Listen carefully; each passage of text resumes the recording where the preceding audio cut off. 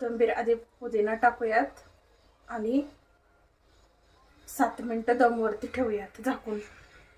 मध्ये टोमॅटो टाकून परतून घेऊयात. 4 मिरच्या,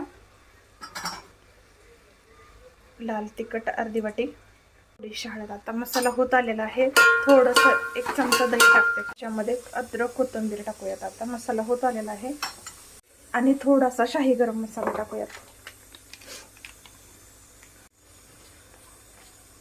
आता आपण अंडे टाकून घेऊयात. मीठ टाकूयात. थोडंसं कमी होतं, अगोदर थोडंसं टाकलं होतं, आता मी थोडं टाकते. आता आपण ह्यातला अर्धा मसाला काढून घेऊयात, लेअर करूयात, नंतर भात टाकूया त्याच्यावरती. बघा कसा मोकळा सुटसुटीत भात झालाय. पाण्याचं प्रमाण बरोबर टाकलं, मोकळा झालाय भात एकदम.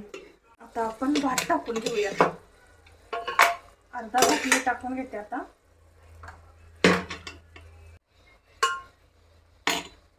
आपण हा मसाला टाकूयात.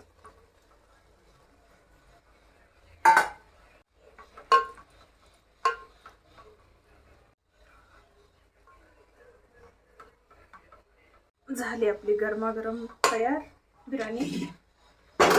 मिरची, कोथिंबीर, अद्रक आणि ठेवूयात. ह्याच्यावर काहीतरी वजन ठेवूयात. हे झालं, वजन ठेवलंय आणि गॅस कमी करायचा. 7 मिनिटं फक्त ठेवायचं दमवरती. झाली बिर्याणी तयार.